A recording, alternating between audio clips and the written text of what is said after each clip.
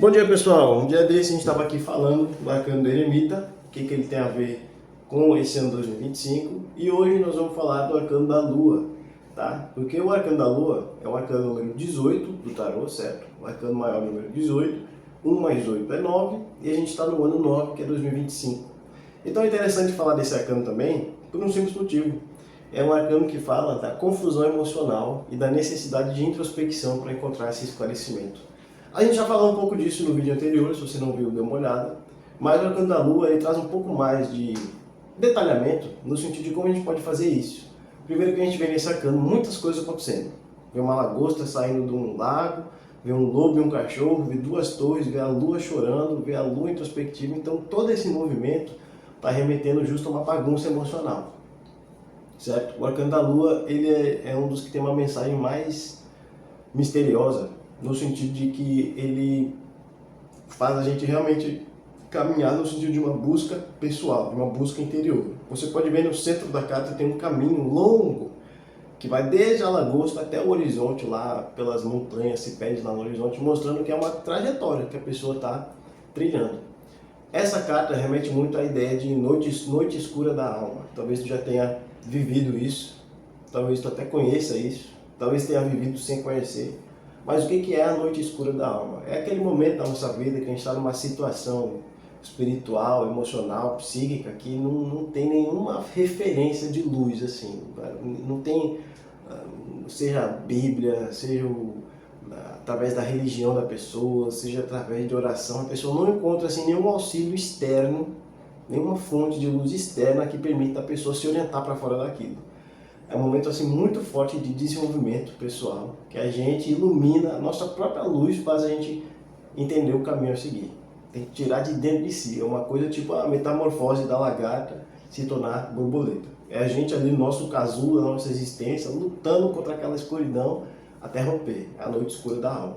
Então, bem resumidamente é isso, talvez você já tenha vivido isso, aqueles momentos que parece que aquele sofrimento nunca vai ter fim, e não é assim 3 horas não, é dias, que parece que aquela situação nunca vai ser atravessada, e não é uma coisa concreta, material, é uma coisa de sentimento, é uma coisa de energia, que muitas pessoas passam de vez em quando.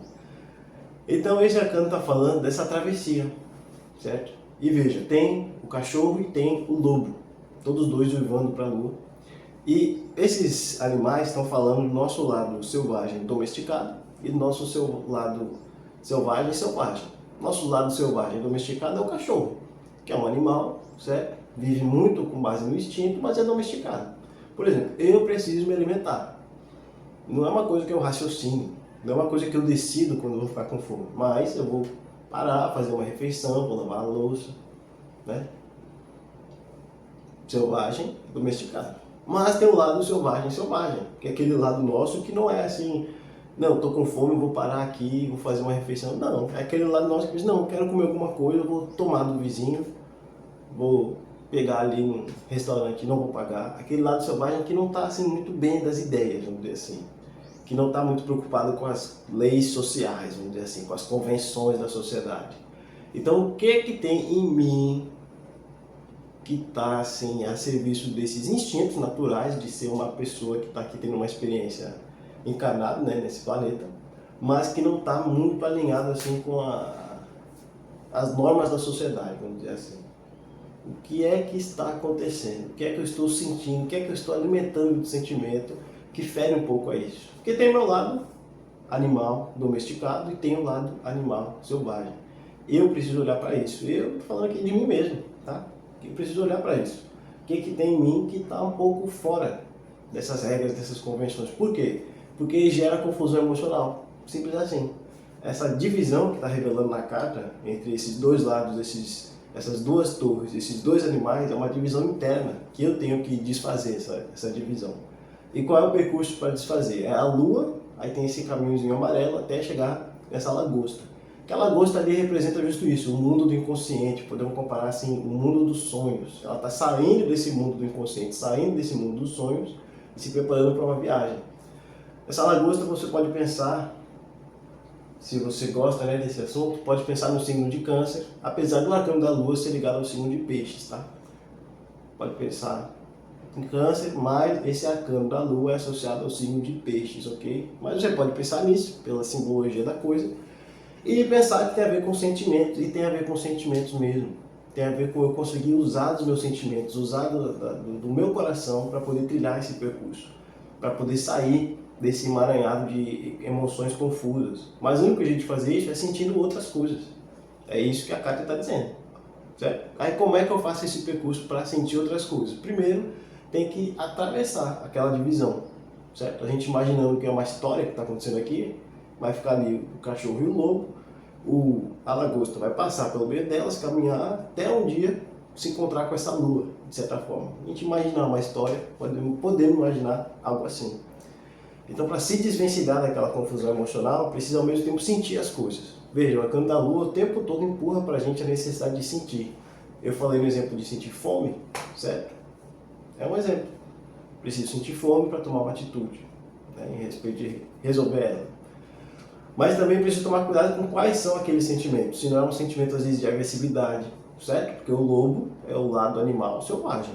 O lado selvagem, não é o lado selvagem domesticado do cachorro. É selvagem. Então, sentimentos de raiva, sentimentos de uma tristeza bizarra, que às vezes tem que tomar cuidado para não sentir.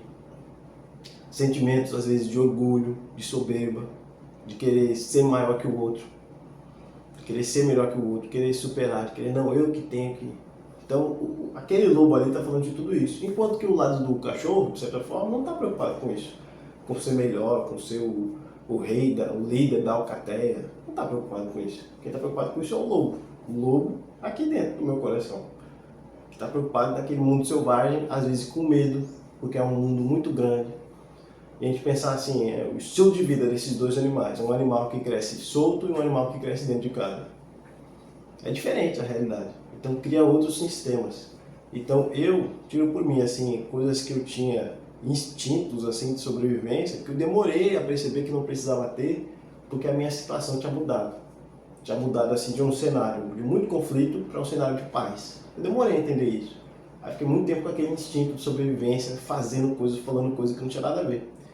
Então essa travessia se dá justo por entrar em contato com os sentimentos, que é o que a Lua está fazendo. Se você olhar para essa carta, o único ser mais ou menos antropomórfico que a gente vê é a Lua, que está até com uma expressão semelhante à do eremita lá na outra carta. A gente olhar, vê que os dois estão cabisbaixos, introspectivos, olhando para baixo.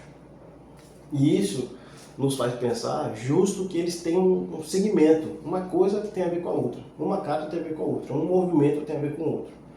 Então tem a ver com eu conseguir ter esse olhar para dentro de mim, para poder iluminar, para poder alumiar, para poder esclarecer o que eu estou sentindo. Eu preciso parar e olhar para o que eu estou sentindo. Tem que sair desse barulho dos cachorros, dos lobos que estão uivando para essa lua e vir para dentro de mim. Porque veja, esses dois animais estão falando das minhas ações perante o que eu sinto. Então se eu ficar preso nas minhas ações, eu não vou olhar para o que eu estou sentindo. Eu dei o exemplo da fome, vou dar outro exemplo agora, da tristeza. Pela tristeza, fiquei triste, aí estou muito triste, aí vou ver um filme para me distrair. Vou escutar uma música para me distrair. Vou sair para me distrair. Não é isso. Se eu ficar lá só me distraindo, vivendo as coisas do mundo animal, vamos dizer assim, do mundo aqui material, encarnado, como é que eu vou parar para sentir o que eu estou sentindo para atravessar essa situação? Então está mostrando que o único jeito é sentindo mesmo. E isso tem tudo a ver com esse ano, certo? Um ano que, pela numerologia mesmo, é um ano de impacto emocional na vida das pessoas em geral. Um ano assim para a gente sentir coisas, e desde coisas pessoais até coisas globais, humanitárias, sentir mais. E aí, o que eu posso fazer disso? O que eu posso desenvolver? Como é que eu posso lidar melhor com o que eu sinto? É disso que esse arcano está falando. Então, um ano muito bom para a gente parar um pouco e pensar nessa história de inteligência emocional, pensar em fazer uma terapia, ou duas ou três, para poder equilibrar melhor o que a gente está sentindo e conseguir lidar melhor com as coisas que fazem parte da caminhada, tá certo? Mas esse arcano da Lua tem tudo a ver com o arcano da eremita também, certo? No sentido de procurar, ao mesmo tempo que eu estou procurando essa clareza emocional, também está procurando um esclarecimento espiritual, certo? Isso é muito forte no eremita, mas serve também no arcano da Lua. Tem essa visão também, por isso que é a Lua, certo? É interessante esse arcano. Vem depois da estrela e antes do Sol. Então a Lua falando também de uma dimensão de luz, uma dimensão maior do que essa terrena nossa aqui, para a gente poder ter uma visão mais ampla das coisas. Então, olhar as coisas mais de cima para baixo, vamos dizer assim, do ponto de vista do plano espiritual para o plano material, também facilita. Então, todos esses estudos que você pode fazer, seja de numerologia, de astrologia e outros que podem interessar, de tarô, pode ser bem benéfico nesse momento para justo ter esse esclarecimento, esse entendimento dessas coisas, tá bom? Então, espero que esse vídeo tenha te ajudado, junto com o outro também, e estamos por aqui. Até a próxima.